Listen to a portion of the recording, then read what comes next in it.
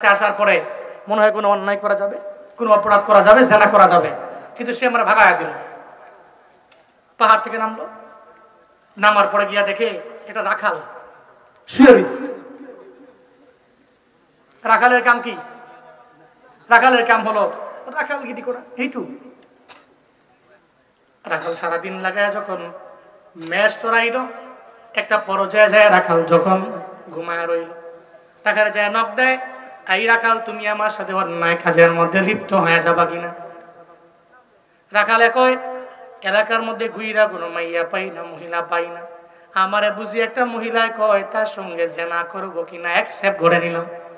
রাখালের সাথে জেনা করলো, একটা পর্যায়ে যাইয়া ওই তার পেটের মধ্যে একটা বাচ্চা পর্যন্ত চলে আসলো। এবার ওই মহিলাটা 5-6 মাস যাওয়ার পরে যখন গর্ভবতী একটা ভাব, পেটের মধ্যে বাচ্চা আছে, এলাকার বিভিন্ন জায়গায় যায়, এলাকায় বিভিন্ন জায়গায় ঘুরে বেড়ায়। এবার ওই মহিলাকে দেখার পর এলাকার মানুষেরা বলে, এই বেশ্যা নারী, তোমার পেটের মধ্যে বাচ্চা দিল কেডা? তোমার জামাইকে, তোমার জামাইয়ের ব্যাপারে, স্বামীর ব্যাপারে সন্ধান দাও।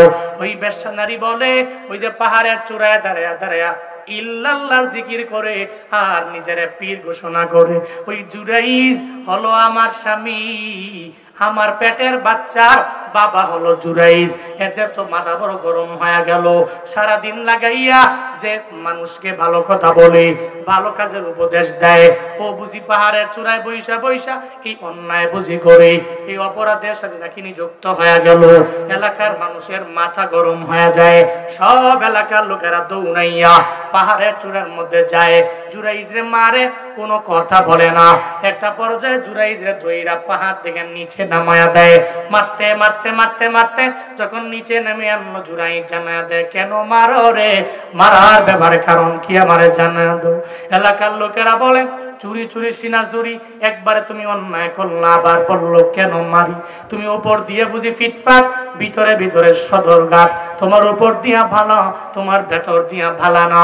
তুমি উপর দিয়া মনে করো তুমি একজন উলিয়ে কামেল, কিন্তু ভিতরে ভিতরে মহিলা মানুষ নিয়ে ওখানে অন্যায় করো, জেনার কাজের মধ্যে লিপ্ত হয়ে যাও। জুরাইজ কয়, না না, আমি ওই মহিলার সাথে কোনো জেনার কাজের মধ্যে লিপ্ত হই নাই। মহিলা গিয়েছে, কিন্তু মহিলার সাথে কোনো অন্যায় আমি করলাম না। কিন্তু এলাকার লোকেরা মানে না, জুরাইজের বারবার বারবার মারে। জুরাইজ কয়, আমারে কেন মারো? আমি তো করলাম না। কয়, মিথ্যা কথা বলবা না। কয়, মিথ্যা বলি না। কয়, মিথ্যা যদি না বলো তাইলে প্রমাণ দাও, এই যে পেটের বাচ্চাটা তোমার সন্তান নাই, ব্যাপারে প্রমাণ দিয়া দাও।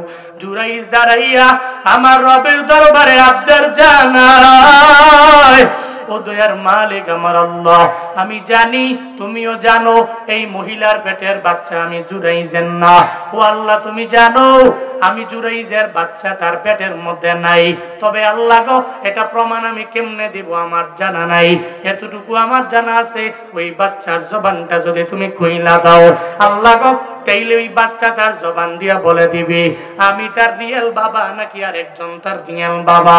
আল্লাহর দরবারে আবদার জানায়, ও আল্লাহ, আমার কোনো পুঁজি এই দুনিয়ার মধ্যে নাই, আমি তোমার দরবারে দুনিয়াবি লাইনে কোনো কিছু তোমার দরবারে চাই নাই।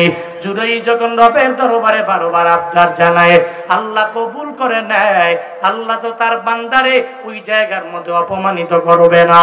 ওই যে মায়ের বদদোয়া, ওই বদদোয়াটা একটু পরিচালিত করার জন্য আমার মাওলা একটু তার কুদরতটারে আমার মাওলা খাটাইলেন। আল্লাহ কবুল করে নিলেন, জুরাইজের দোয়াও কবুল হয়ে গেল। জুরাইজ কয়ে, দাঁড়াও, আমারে মাইরো না, এই মহিলা তুমি আমার সামনে দাঁড়াও।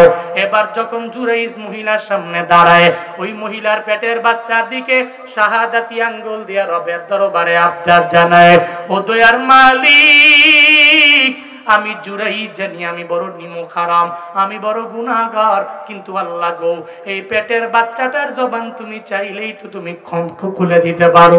তুমি রাজা দিরাজ, ওই সন্তানের মালিক তুমি আল্লাহ। ও আল্লাহ, এই বেশ্যা নারীর পেটের মধ্যে যেই বাচ্চা আছে তার জবানটা তুমি খুইলা দাও। শাহাদাতি আঙ্গুল দিয়া ইশারা করতে দেরি হয়ে যায়, বলে, এই মহিলার পেটের বাচ্চা তুমি জানায়া দাও তোমার বাবাকে। সঙ্গে সঙ্গে ওই মহিলার পেটের বাচ্চার জবান একজনে খুলে দেয়, চিন্না বলো তার নাম। কাদের কুদরত দারি বরকামান আনতা রব্বি আনতা হাসবি যুল জালাল তুহি কাদের জলিলুল্লাহ জাহাদাত বহরহাল তুহি মেরা নিগাহদার